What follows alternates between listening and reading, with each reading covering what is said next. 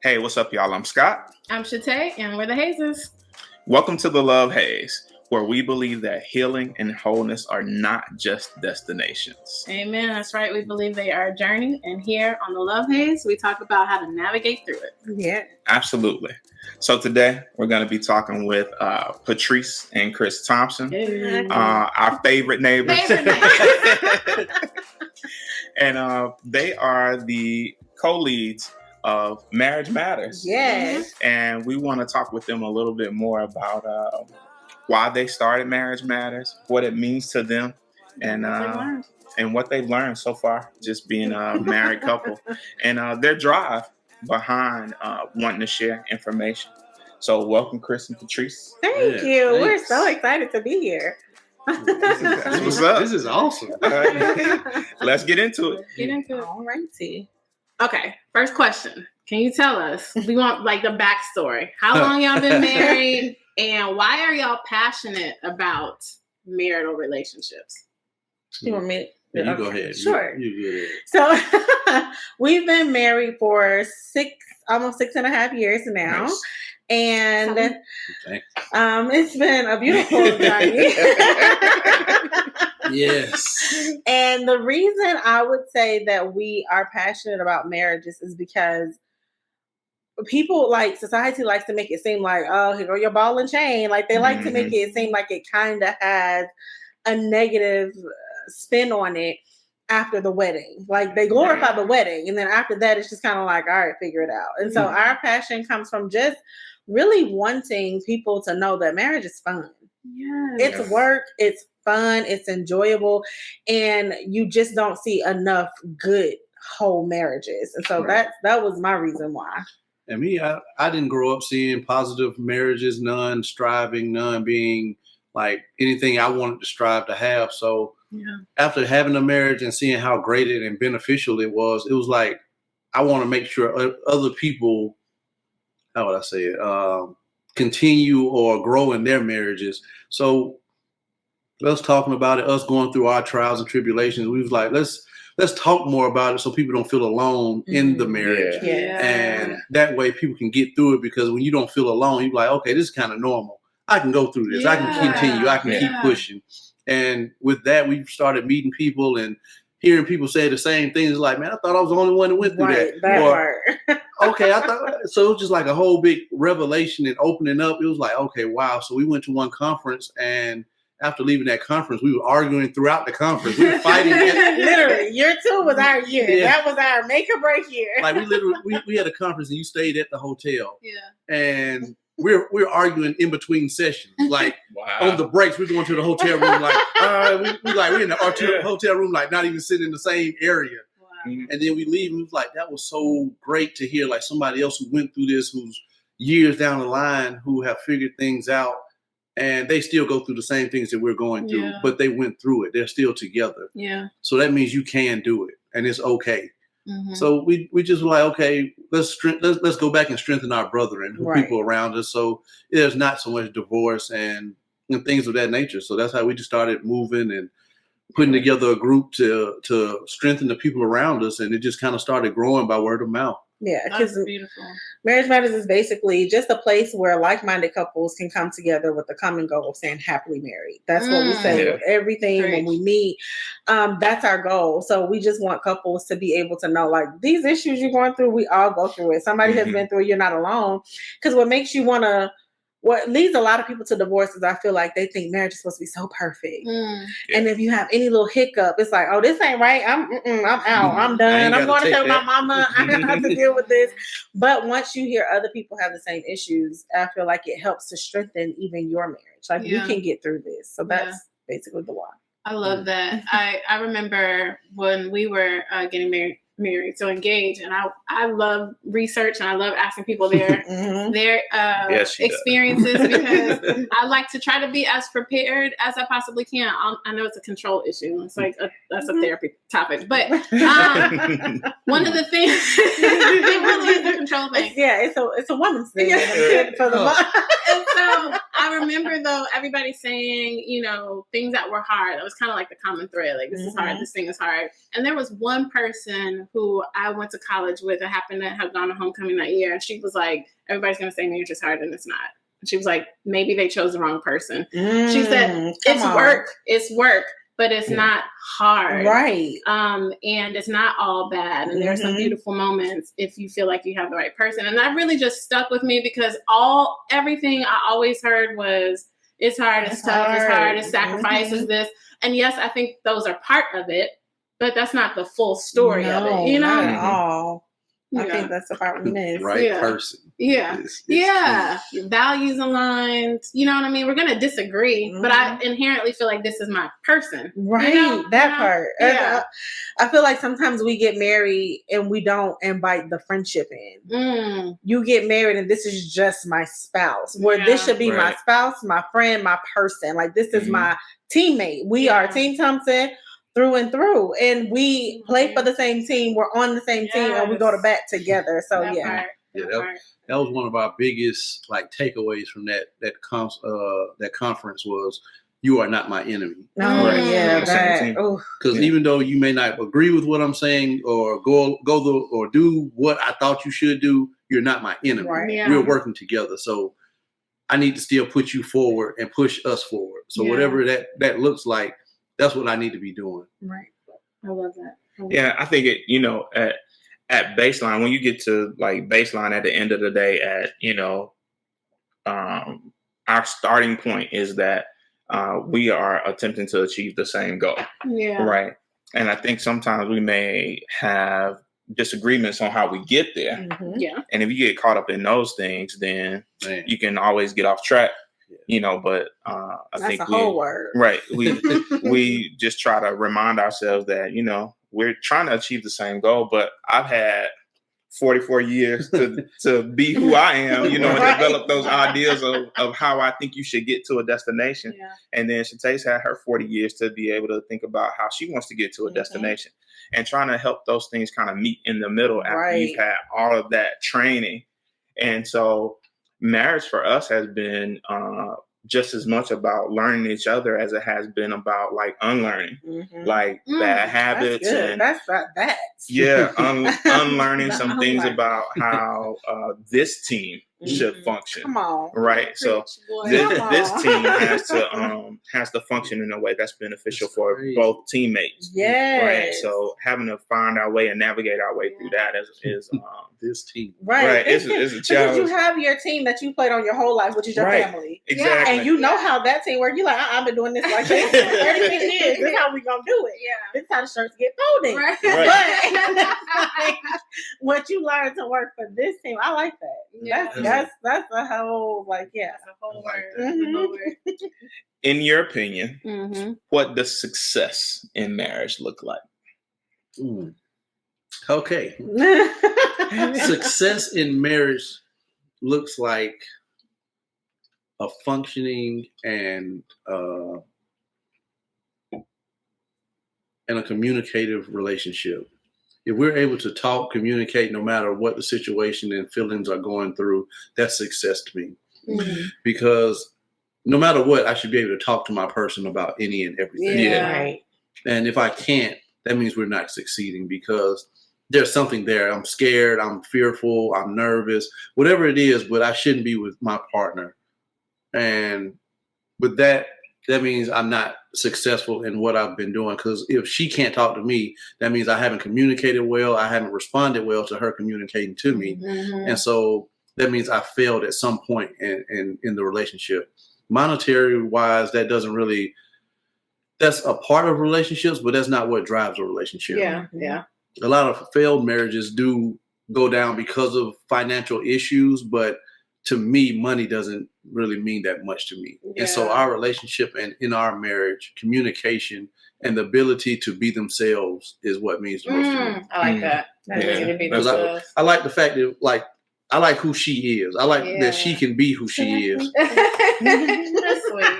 I love he like you, girl. The like is not always. But yeah, when she can be herself and unadulterated and like uninhibited with me, that means that she trusts me. She's like with me. It's a safe space for her. That's good. You agree with that? I do.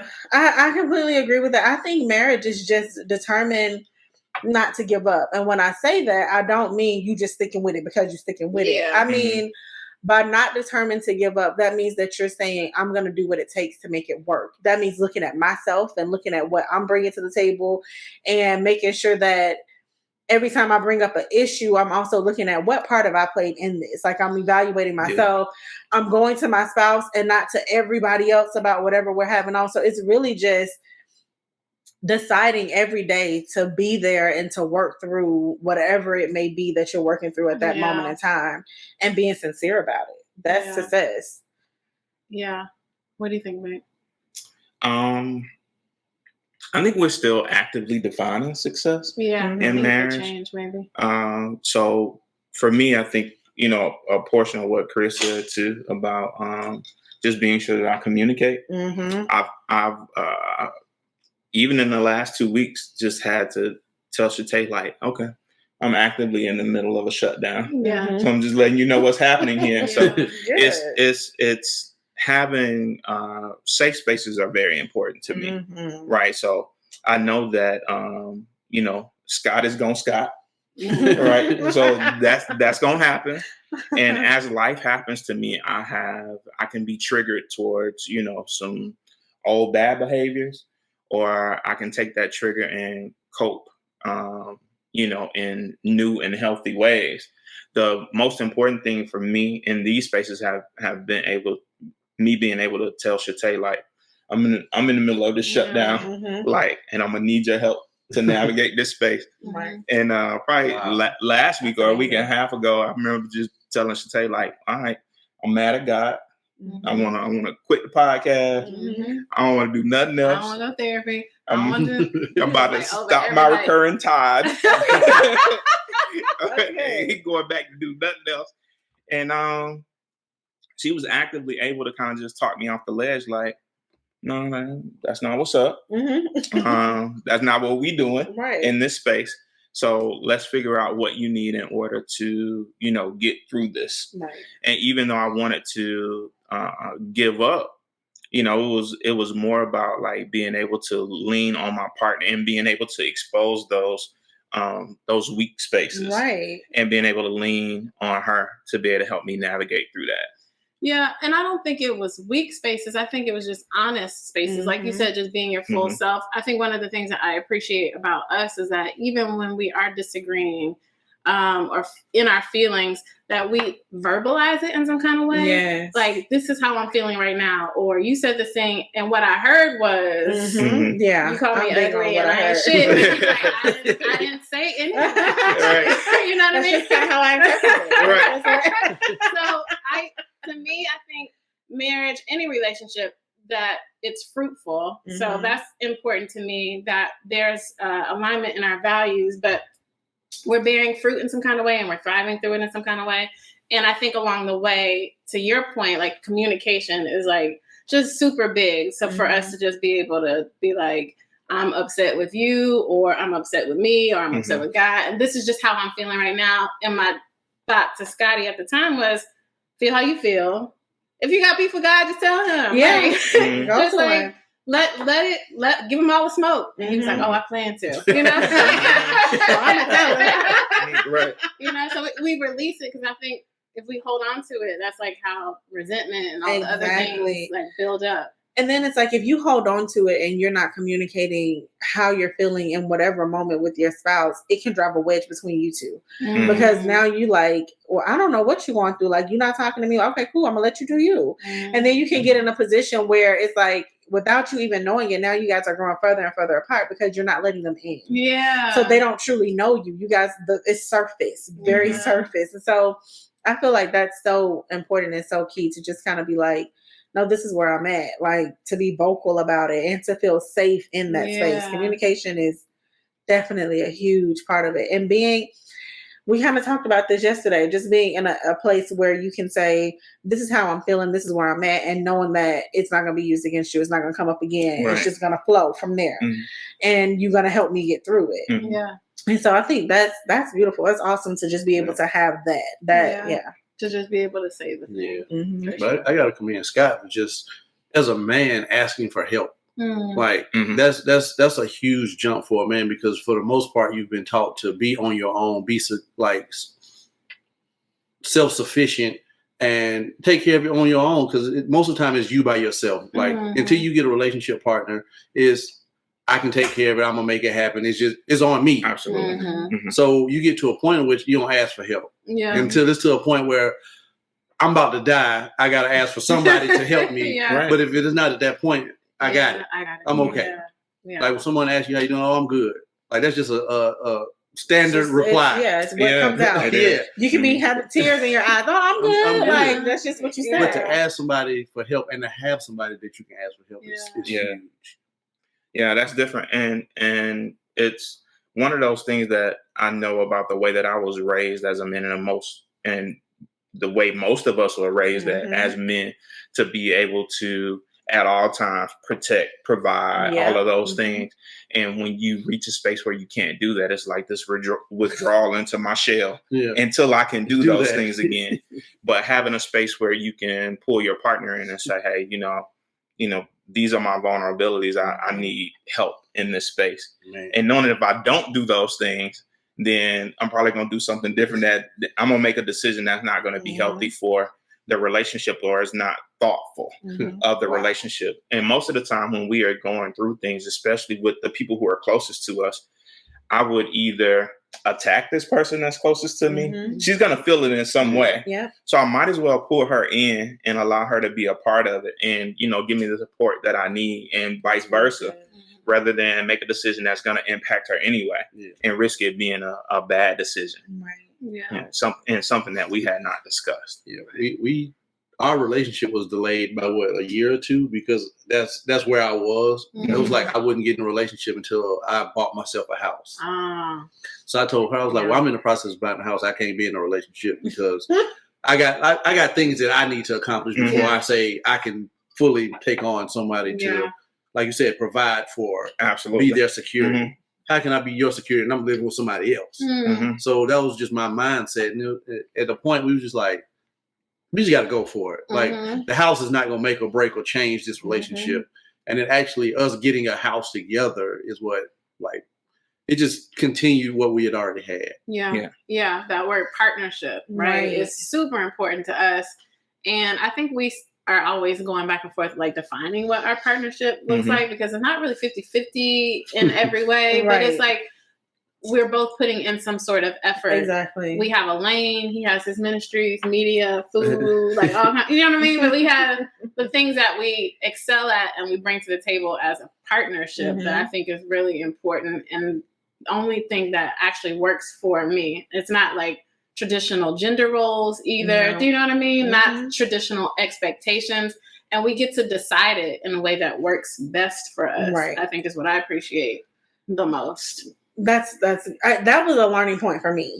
I jumped into the marriage feet first, like, no, this is what I'm going to do. And this is what you're going to do. And I was like, I'm going to cook breakfast, lunch, and dinner. I'm going to wash the clothes. Like, I'm going to clean the house. And you just like, I went in like with this distorted mindset of what marriage was. And on top of that, I was studying for board exams because I had just finished my first 2 years of medical school. So just moved back to the country from Dominica. Like, we got married 2 weeks after I moved back. We moved in together. A week after I got back. You're right. Because I was like, you want me to move back and move in with my mom? Because I'm not doing that. And so I moved back. We got married. And I was trying to study for this board exams. We were living at the apartment complex that he was working for, doing maintenance for. And so he would come home for lunch. So I felt like, okay, well, he don't really eat breakfast, so that's fine. He would leave. But when he come home for lunch, I need to stop what I'm doing. I need to make him a sandwich. I need to give him something to drink. I need to do all of these things that he wasn't even putting that requirement on me. I was putting it on myself. And it just took us getting to know it. One day I was like, I just can't do it all. Like, I don't know how we did this. Like, literally, like, had a breakdown when he came home for lunch one day, and he said, "Baby, you know, I can make my own sandwich. Like, I can cook dinner sometimes. Like, I cook." And I was like, "But I'm your wife." And he was like, "Yeah, but this is like a partnership. Yeah. Like, we both help." Right. And that was just like the huge revelation for me. Like, oh wait. It don't have to be however I thought it was going to be. This is ours, and we can make it what we want it to be. And we can grow from that. And so I think that's like huge for me. That was a big eye-opening moment for me. Like, oh yeah, you can make a sandwich. Like, I seen you do it. Like, you good at it too. Like, and so for me, it was just like, don't bring in, like, not having to bring in what I thought marriage was from seeing other people, but making our marriage what works for us. Yep. That's key, I think. That's really important. Yeah. And so what's the haze in building your version of success in your marriage? Like, what are the things that kind of get in the way? Pride. Ooh. My pride was, like I said, I didn't want to get in a relationship before getting a house, but after getting married, it was like those, what I think you should be, what I think I should be, what I think this marriage should be. Yeah. And if I can't live up to that expectation, then it's like, how do I come back and say something about it? How do we change it? How do we fix it without me saying I'm wrong or I'm sorry? Or if I do need to say I'm sorry, like, am I going to go straight to her and say it? Do I just beat around the bush? Right. Just say, are you hungry? Yeah. Like, but it's a very prideful thing of being a man and things you feel and think you should do and shouldn't do. And all of that goes out the window. Like, nobody was right when they felt a certain kind of way, like growing up, or like I said, I didn't see a successful marriage. So I don't know what they were doing in their homes behind closed doors. Yeah. So it's all on us to make this the best that we can do. And if that means me saying I'm sorry about stuff, me taking on other roles that other people didn't, that's fine. If I'm okay with that, if that works for us. Yeah. This recipe works for us. And like you said before starting this, like, I can't tell you what your relationship may entail. I can tell you what works for us and how it looked going through it. Yeah. So you may can take a little pinch of this, a little bit from the haze, move this around, take this. Because I've seen people, they're like, oh, we do this in our relationship. I'm like, that would never work for us. But it works fine for them and they just keep moving. Like, I know a guy and his wife don't ask no questions. They go. He don't ask questions. They go, they maneuver, their lives like kind of intertwine, but they just come and go as they please. And I was like, my wife asked questions. I'm like, wow. When I brush my teeth, she's like, why you do it like that? Why you do circles? Why you don't just go straight up and down? Like, my wife wants to know. So I'm like, that don't work for me. But I'm not going to talk about your relationship. That's if it works for you, you may get 50 years out of it. Sir, I have one of those as well. Every day. If 5:11 gets here and I have not called this home to let this lady know where I am, you all right? A problem. You okay? Did you leave work? He's like, I was calling to see if you're okay and if you've lost your mind. First, are you okay? I need to know. All right. Exactly. What time are you arriving? You okay? Okay, good. So your phone still works. All right. I think a part of it too, though, is like, especially with the pride thing, right, is giving myself permission for it to be fluid. So there will be times when Shate has to remind me that I actively have a partner and I can release myself from some of these things of wanting to pay for everything, of like not being able to accept help. Sometimes when we're out, she being like, oh, you know, I'm going to take care of this. I'm being like, nah, baby, I got it. I'm the man. She was like, no. Like, do you want a partner? Right.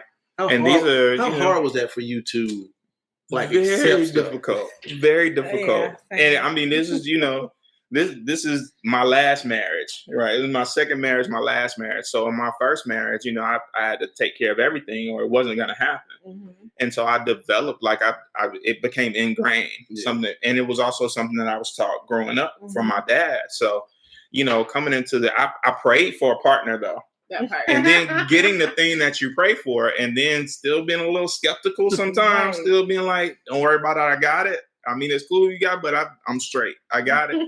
And her being, and Shatay will remind you of some stuff that you said. She'll be like, did you pray for a partner? Because I'm here and you're actively being like, no, I don't want that. And so, those. Right. That right there that she just did. That part right there that she just did. She does that really well. Like, just remind me. Just help you remember what you asked for. Right. That's her all day.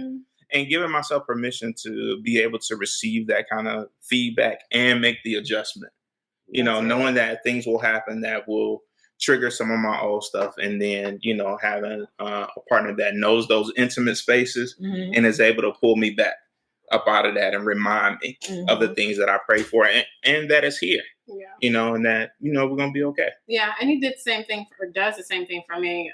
What'd you call it? My single woman behavior that I had, like something needs to be done. You just get in the habit of doing it, right? Trash needs to be taken out. You take it out. The thing needs to be put on your car. You just do the thing. And he'd be like, what are you doing? Right. What am I here for? Why do you have trash in your hand right now?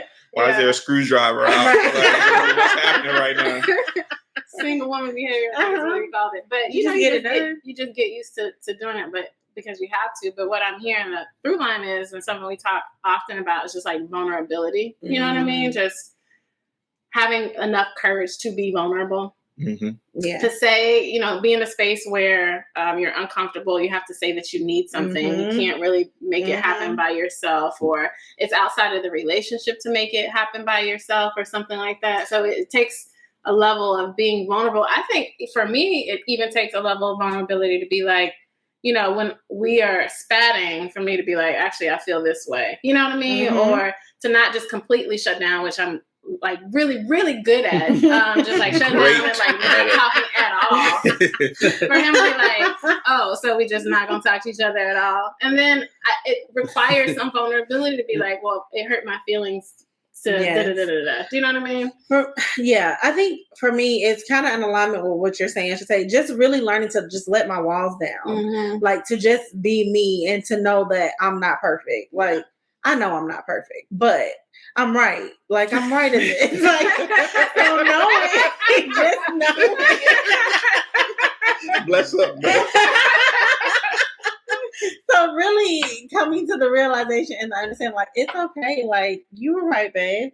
Like, I've been saying that a lot more. And it's like, I think he still kind of jumps when I say it. Like, what's after that? And I'm like, no, like, I'm just in a place where I'm learning to say, you were right about this. Or, yes, that's good. And really allowing myself to just be comfortable being his partner. Yeah. And not feeling like, no, I gotta have it together. I gotta do this. I have to have it all together. I have to keep it all in order, and just be like, no, babe, today I ain't got it. Like today, I just don't have it. Yeah, I've heard it be said. I don't know where I heard it, but somebody was like, "Do you want to be right or do you want to be in relationship?" And so that has always stuck with me. Like, oh, that's a good point. I can like be right all the time by myself, or be in relationship with the person I want to be with. Yeah, I pick relationship for 500. Absolutely. Now, my last part is I had to learn to not be so sensitive to her. Because me trying to please her so much and make sure that I do everything in the best manner, in the best way, when I don't or I come up short, it kind of made me feel a kind of certain way, and I would pull back, would be more reserved, because like you never want to fail to your partner, but if you come up short, it's like, dang. And if they say something about it, it's like, man, I was trying to do this, but it just didn't come out right. Yeah. But, so it kind of made me take back, because trying to be so perfect for her and then not do that, it made me have a certain kind of reaction to her. Yeah. Because like, I was trying to do it for you and you didn't like it. So now I got like an attitude. So that not being perfect for her had to resonate and be okay that I wasn't the best, or I didn't do something perfectly, but it was still done, and the thought process behind it. And a lot of times for him, it's something small. Like I had to realize that about him. Like once he opened up and shit, I'm like, okay, I get that. So now that I know that about him, I try not to come and be like, I don't like. I try to be more so like, babe, I know this is what was supposed to happen, but it went left. And so I have to tell him with ease and just let him know, like, even if you mess up, I'm still here. Like my love is not conditional for you. Like no matter what you do, no matter what happens, I'm still gonna love you and I'm not going anywhere. So just kind of reassuring that, because I almost felt like if he felt like he messed up, then he was like, "Oh, this is it. She gone. Like I'm like, I'm not going anywhere. Like we got conditional love. We're not puppies and babies. We don't have unconditional love. If you can't provide and you can't secure, you have no purpose as a man." And that's what he honestly thought. And I was like, no, like you're so much more than that to me. So it's just kind of like a lot. Like it's difficult to allow your partner the freedom to grow and change, but it's so rewarding at the same time to let them explore and grow in who they are and become different. Like, so every so often you got to do a check-in. Every so often you got to retake the love language quiz because the love languages have moved around. And so that part can make it difficult knowing like, dang, I just learned that. And it's like, you don't do it no more. Like that's not it. That's interesting. But you have like, it's worth it once you see the growth. It makes it worth it. I'm trying to be like Scott though. He got all 5 of them. He do all the languages. All low. I got to be like Scott, man. Mostly I just want all of them at the time that I want them. That's an interesting thought in terms of learning the person, which we know is the case because we're not the same people and we shouldn't be the same people as we were maybe when we got together. How do you know when the thing doesn't work anymore? I mean, aside from the person telling you, but how do you know when the person has evolved and it's time to learn them again? For me, it when you exemplify or you try one of the love languages that did work and it doesn't go over as big, the response is not as big or not the way it used to be, then you're like, I know she used to respond to gifts like it was so amazing. Now I'm just like, okay, that was cool, and you don't see it no more after you gave it to her maybe once or twice. Like, okay, let's see if these words work this time. So it's basically just being in tune. Being in tune to your partner and not just getting into the hustle and bustle of like, oh, this is just what they like. But paying attention to that. Like you could dismiss it, be like, oh, well, I gave her a gift. That was a love language. Keep moving. But to be intentional, like, wait a minute, your response wasn't as big. Like, let's redo this quiz. Like I was thinking, babe, let's just retake the love language quiz and see where we at. Like, and be in tune and intentional about it. So we were just talking about being intentional about things, and it's definitely important. And I guess being able to be in tune enough with each other to know when something is not working anymore, and being able to do the work to kind of make the adjustment. Is really what it requires. Like being able to always make the adjustment and just kind of being intentional, being active, and just kind of doing the work. Yeah, I was going to say, actually, for me, one of the hazes is I'm like always learning from Scott because he is so intentional and he like makes me feel like the slow person in the class because he like is so in tune. Do you know what I mean? Like he just notices. He notices like every little thing and he's like just so on top of all the parts of our relationship that make it like the greatest parts, if that makes sense. And such a student of me and of us. And I'm just like, I always feel like I'm behind. You know what I mean? Like, am I missing? Like, how do you know so much? Like, how are you seeing? Like, me over here taking notes. I'm like, how do you do that? So for me, I'm constantly, and also part of this is my own stuff. I'm aware of that. The person I'm the hardest on is myself. And so it just makes me feel like, well, dang, am I not paying enough attention? Am I like, am I selfish? Am I, when I don't know if it's just a different type of awareness. I don't know what it is actually, but I'm constantly in awe of like how mindful he is of us. And I'm like always trying to like play catch up. Like, And I know him as a person. Do you know what I mean? Mm-hmm. And I know the things that he likes. But in terms of like us and our unit, it's like always like one step behind. It feels like they give you like I was looking at that, but I feel that. Yeah. I think for me is most important that because this is the safe space for me, right? So I feel like we go out and we give our jobs like the best of us every day. Good. And so this is where I get my renewal. This is where I get my rejuvenation. This is my space to like, I greet the world with my arm wrong because I don't expect anything from the world. I don't expect the world to care and be concerned about me. The world is not supposed to. So I go out to try to conquer the world. So, for me in this space, I want to make sure that we both have kind of what we need to go out and fight those battles, right? And to feel like this is a place where you can plug in and recharge and, the things that you enjoy the most and the things that make you feel like the best version of yourself can, kind of be, loved on here in this space. So, that's a part of my drive for that. But, I like home. Right. Home is that thing. And it's so good like that you say that because that's my whole point. Like that's my whole intention is I don't want him to be that man who has to sit in the car for an extra 5 minutes before he let the garage up. Like I don't want that. So I want when he come home, like I make sure me and Dre we wait like, hey babe, welcome home. Like greeting him and letting him know you are welcome here. This is your space. This is your safe haven. And so for me, I'm real big on like making sure that he knows, like, I'm happy that you're here and not he walk in the house and I'm like, so we need this, and like, what about this? And like, just making sure, how was your day, babe? Giving him time to wind down. And so I feel like that's so important for me to give to him. Yeah. And so, I would second that all the time.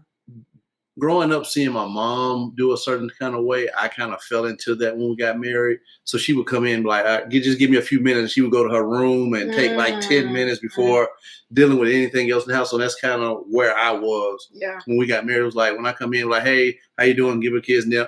Give me a minute. I'm going to go in the room. I'm going to take my clothes off. Just deal with me for a second, decompress, get rid of everything from the daily work grind and everything else. I would be able to shake that off in the next 10, 15 minutes. And when I come back out, now I can be the full me. And that didn't work for us. Yeah. Because it was like, when she greeted me, it was like, you were so dry. Why, like, you didn't say nothing. And I was so happy to see you. Now we're in a funk for the next 2 hours because I didn't recognize her when I came home. Yeah. And she felt some kind of way because she was giving me all of her. And I was kind of pushing her away, like, give me time. Yeah. Because I wanted to be that decompression for him. Like, I want him to know that I can help you to be. This is not something you have to do on your own. You don't have to take off your armor by yourself. Let me help you. Yeah. Like, let me hold your helmet while you take off your boot. Like, let me help you to decompress and take off the armor that is the world, because this is your safe space. Yeah. This is where you come and you can be completely naked, emotionally, spiritually, physically, all of the above. And I want to be able to take all that in for you. So I think that is really good. We definitely want our place to be a place of peace, right? But also, you bring up a point like how we were raised, like comes up in our stuff regularly, like all the time. And it really, you don't pay attention to it, or at least I don't. I pay attention to the things where I was consciously like, I don't want this to happen in my life, or I do want this to happen in my life. But it's so surprising how many tiny little things come up. We're like, oh, it's because I grew up that way. Exactly. You know what I mean? And it's like, this person didn't grow up that way. And so we are actively trying to like make our lives work based on like all the things. Yes. The funniest thing is, my family is loud. We all loud. We all speak our mind, and then we're back loving. Like, you know, that's just how we work. Like, and we start out at first thing in the morning. Crack. First thing in the morning, we wake up. Good morning. What you doing? Like, blah, blah. And so one day, like, I used to be on the phone with my mom and sister, 3-way. Like 7 o'clock in the morning. No, sir. Like, hey, man. He's like, but y'all just got off the phone before you went to bed. Like, what are you talking? Like, he just can't have nothing to talk about. So knowing that, because like, if I happen, like, if we're on a trip or something, and my mom takes a call, like, or everybody's on a call, it didn't bother me. But just really knowing that little small thing, like, oh, okay, yeah, I guess you are asleep. Like, I guess I should probably. But just, that was the funniest thing in our relationship. Like, him not so used to me being loud. And for us, it's like, if my mom's upstairs and she wants something from down here, she just yell down here. And I say, okay, and then I bring it up. Or vice versa. But for him, you just come in the same room and talk to me. He's like, can we just right? Exactly. Like, if he's in the bathroom and I'm yelling like, hey, can you bring? He's like, just come in here. Or he won't respond until he gets to the room where I'm at. I'm like, well, didn't you hear me? I just wanted you to bring me. And he's like, no, talk to me in the same. So even like little stuff like that, it's like, oh, that's a my mama house thing, not our house thing. Oh, I like that. Mama house thing. You have to call his cell phone and get an intercom. Exactly. That's exactly what we did. Please no. We have an intercom. We have like, hey Google, broadcast, blah blah blah, and it'll broadcast it in whatever room he's in.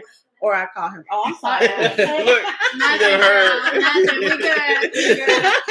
So yeah, I hear a message like, the food is ready. Like, all right, cool. That works. Let's try that out. Yeah. So I know a lot of what we talked about have been like healthy spaces to grow, things that we all need to learn about each other. But are there any things that you guys wish that you knew before you were married? Mm-hmm. Yes, first thing. No, but it is okay to disagree with your partner. Oh, that's good, babe. You can disagree in a respectful manner, and y'all can talk about it and get it handled, get on the same page. Not to say that you will then agree with her or anything, but you will get on a page where you understand where they're coming from and why they think the way they do. Like you said, it's years, 20, 30 years of learning a way of doing things, and then try to unlearn it within months or a year. So it's so difficult to intertwine two lives in one space and make it work. But you can have discussions, disagreements, and follow-up conversations about it to get on the same page where it does work for you guys in your home. Yeah. That's good. It's okay to disagree. I like that. If I had to pick one thing I wish I knew before getting married, it would be like, you're not Superwoman. You're not the end all. Like, it's okay to delegate. It's okay to ask for help. It's okay to not feel like you have to do it all on your own, kind of a thing. Like, I got to keep this house and that's just what's got to happen. But it's okay to delegate. Yeah. And to say, hey babe, I need your help with this. Like, I'm gonna be real busy this week. I need you to take care of XYZ. Instead of just, because I went into marriage literally thinking that I had to do it all. And sometimes I still get roped into that. And he still has to pull me out like, hey, I'm right here. Like, let me know what you need. I can definitely cook dinner on these days. Like, what do you need from me? And so I wish I went into it knowing that it's okay to kind of ask for help. It's okay to continue counseling that started out as just premarital counseling, just to do check-ins with your marriage counselors to be like, hey, like, we just want to do a pulse check. Like, that's it. And so I wish I knew that all of that was okay. Yeah. That's good. What about you? I'm sitting here thinking because I asked everything. I was like, tell me all the information. And maybe because we got married and I was a little bit later in life. So far, I guess if I had to choose something, what I wish I had known, maybe a little bit about more how to, and I think I'm still trying to figure this part out, how to hold space or be intentional about us, and then also understand what it looks like to have space for myself. I think Scott's really great at just kind of like saying, take the time that you need. I don't think I figured out how to do it in a way that feels authentic or natural for me. I do my dance thing. I do like time with girlfriends and things like that, but that's still with other people around. Do you know what I mean? So I haven't quite figured out what it looks like for me to just have the time to myself and still be a part of all the things that we have going on. Right. In a way that feels good. Or okay to. For it not to be us, but it's okay to have time that I'm not doing something with you. Yeah. Or Yeah. revolving. Yeah. That's difficult because you feel like the other person is waiting, or they're. It's time that you're taking away from them. And so I had that with coaching. So it was like I like doing it, but it's a lot of time away from us. Mm-hmm. So now it's like, how do I pull back from that and give you more time, because I don't want you to feel like you're neglected, but I still do need time with other human interaction. Yeah. I think for me, it's a little self-imposed because it's not anything that he's come to me and said, I don't appreciate when this. He's very encouraging of it. And me, I'm like, I kind of have a little bit of FOMO. Like, what is he doing? Right. Yeah. Where we could have been, and I also want to make sure that I'm investing in our relationship. And so I just haven't given myself the right permissions, or I just haven't, there's something here that I need to figure out. And I have girlfriends who've been like, the whole house knows I take a boba bath for an hour twice a day, don't talk to me, right? And I think that's beautiful. And I just don't know what that thing is for me yet, I don't have that either. Yeah. So I'm like, and I guess I don't know how, like, I don't know. Yeah. Like, I don't know what that would be. Right. Like, I don't know.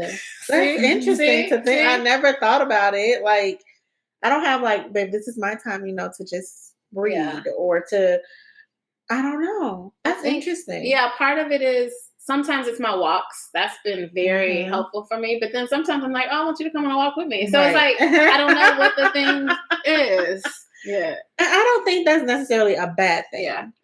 Unless you feel like you need it. I truly enjoy spending a lot of time with him. And I think it's like, dang, we 6.5 years in. I ain't trying to get yet. Like, this is, I guess, a good thing because I like doing stuff with him. Like, somebody was like, oh, let's watch something on Netflix. And I was like, oh, I can't watch that. Like, I'm going to watch that one. I'm going to watch that with him. Right. She would take full-on offense. Yeah. It's not okay. It's not okay to move on or watch this without me. Like, we have our discussions like, okay, do you want to watch this? Have you heard about this? Have the conversation. That's that communication. Like, hey, this is a series I've heard about. And look at this. Do you want to watch it? Because I want to start watching it. I want to watch it now. She like, I want to watch that. Good. Okay, I got it. I'll watch it while I'm at work. Okay, I got you. Any Black love shows, like, don't touch it until I'm on the couch with you. Like, yes, any Black anything. Yeah. No? Yes. Don't watch that without me. That's all, unless you want to fight. Right, exactly. Y'all ain't asked me. Oh, but I apologize. What's one thing you wish you had known? I wish I had known how to have grace for myself. That's good. That's real good. That's a good one. Because I have become a master of like having grace for other people, having those discussions. You know what I'm saying? But not having any grace for myself. We were just talking about that, weren't we? Yeah, because I think you feel like you know yourself the best, and like, especially coming off of some failed situations and some things that you feel like you've had to like repeatedly learn. You feel like you finally got something figured out, but having grace for yourself to kind of be in process and be figuring out. And even when we were talking about the team thing earlier, I had to make sure that I said, figuring out what works for this team. Yeah. Because it's different from any other team that I've ever been on. Yeah. Family, relational, or otherwise. So giving myself grace for this process and what this looks like, and for myself, and knowing that there will be ebbs and flows. Yeah. There will be times when I'm on top of my game and everything is working out the way I want to see it. And for some reason, I don't know why this particular moment, it didn't work out in the way that I had calculated in my head, but I'm the hardest on myself. because I've planned this thing out, I implement it, and why didn't it turn out the way I wanted to, right? And being able to I wish I had found much earlier how to have grace for myself. And even now, I'm still trying to figure out how to have more grace for myself. But I just wish I had made it a common practice. Yeah, that's good. Before. We were just talking. I was like, you have so much grace for me, but you don't have the same for yourself. Because I feel, yourself, like he said, and I feel like I can do this. Yeah. Mm-hmm. I know what I can do. I know what I can accomplish, and I set out, but the final product just doesn't turn out the way I expected it. And you look at things, you look at situations like I knew better. I knew I should have did this, or I could have done this, or I could have tweaked some other things so this would have turned out correct. And I said, like with her, it's like, okay, I'm setting out to do this, but I got all this other stuff going on. I'm gonna take care of all of it, but something may take too much time. Something didn't, and now this lacks, and it's like I knew better. I knew I should have made this first, and then let the other stuff fall where it may. But I didn't do that because this was gonna be quick. This was gonna do this, and now it comes and she's on the tail end of it, and she doesn't get what she needs. Now it's like, I knew better. I could have did this. I know me, and I know what it takes, and I know what she desires. So me not organizing it right, me not prioritizing it right, I would rather something else not get done than her to suffer and not get what she wanted. Yeah, that's real. That makes sense. And speaking of knowing me, as y'all were both talking, I thought of something else I wish I had known that I didn't realize actually was going to be a thing. Is like how you could be triggered by things from past relationships when you're over those relationships completely. And something shows up in my marriage and I'm like, wait, like it just flashback. It takes you right back to that thing that you had been through before. That has caught me completely off guard. We talked about this. We talk about triggers all the time. But I didn't realize that they show up in your marriage when you've moved on from the thing. And then like wait a minute. Why am I still dealing with this thing that I've let go of? And that's been weird, I think, for me. That's a good one. Yeah. Cool. Well, we talked about a whole bunch of stuff here. It's been a really good conversation. Like really, really good conversation. I hope that we're able to continue. One of our favorite parts of our podcast is music for the moment. So there's a song, a lyric for every single moment in life. Do y'all have one for this topic? We were talking about this before coming over. Mine was, like I told her, I was like, I don't think you probably heard this because she doesn't care for the. Keep going. Like, don't cut it first. Keep going. She don't care. It's good. Just say it. I got CeeLo Basshead Jazz, and it's a song that really is not a song; it's more of jazz, and so it's just more like melodies and like instrumental. Well, nice beat. Yeah, nice beat, and it has like a little bit of verbiage in it, mixed in, but it's more so just beat that allows you to interpret and do it as or have what you would like in the song. So that's what made me think of that, because with relationships is what you put in, is what you make of it. So with that song is something that could be like the instrumental of our relationship, just because it's what we can make out of it. We can add our own lyrics. It's what she hears, what I hear. Oh, that's nice. Not what someone else's interpretation of it is. I like that. I like it. And it's a nice little like head bopper, but you just make it your own. Like you have to make it your own. You can put your own words to it. You can put your own lyrics to it and just make it yours. That's deep. That's deep. That's deep. Did you have one? Or are you in agreement with that? I'm in agreement with that. I mean, no, you it don't get any deeper than that. Like mine, the one song, like the first time I read and was thinking of a song, I was like, oh, Prototype just goes because he is like, I'm just gonna put it out there. Like getting to know him, he truly is the prototype. I had a list before I got married, before I knew who my husband was. Make it plain. Exactly. And so I was able to go through, I found my book, my prayer book, and I opened it up to that page and I was like, dang, God, you show out. Like you gave me everything on this list plus the things I didn't even know to ask for. Right. And so I feel like prototype was just so fitting because that's what you want your spouse to be, your prototype. Yeah. You want that to be the one. Like, this is what I'm holding everything to. This is it, because he was, I feel like, perfectly created for me. The way he loves me, the way he pours into me. It's like, okay, God, like, I didn't even know to ask for that. Like, I didn't even know how to ask for this in a mate because I didn't know that was a thing. And so for me, that was my song. Amen. Love it. It's so dope because that's my favorite artist. Yeah, it is. Artist. Like if he was to ever do a concert, I'm there. I don't care where it's at. Yeah, I'm there. So for her to pick that song from that artist, it was like,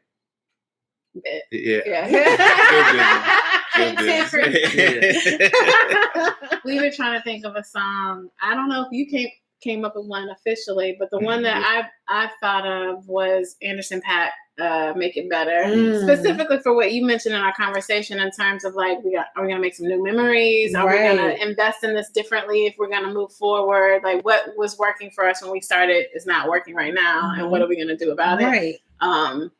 That's good. That's a good one. Are good. Those are good. We're going to add them to our playlist. Mine, I think, would be he got canceled for a little while. I don't know if he's still canceled. Daniel Caesar, Get You. Who would have thought I'd get you? Oh, that's perfect. That's my joint. So, all those things that I prayed for, that showed up, and still you got me here being like, I don't know. So, and even having to deal with me through that. So that's good. That's my pleasure to deal with you, dear. Don't you keep that same energy. When I get on your nerves, or remind you said that. Yeah.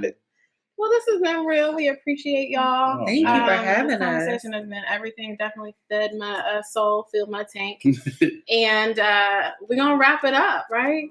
We always say that in life, like, you will always be presented with a haze, but we all have everything that we need to navigate through it. Yes. And with the Thompsons being here with us and us, you're not alone. You're not. None of y'all are alone. We are here. One of the things that we love most about Marriage Matters is just this idea that none of us are navigating this space by ourselves. We are normalizing happy, healthy, whole relationships and being together. So join us next time. We're going to take the journey together, y'all. Hey. All right? And we out. Yay. Y'all be well.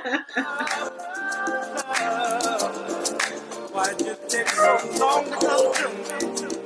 Oh, baby. And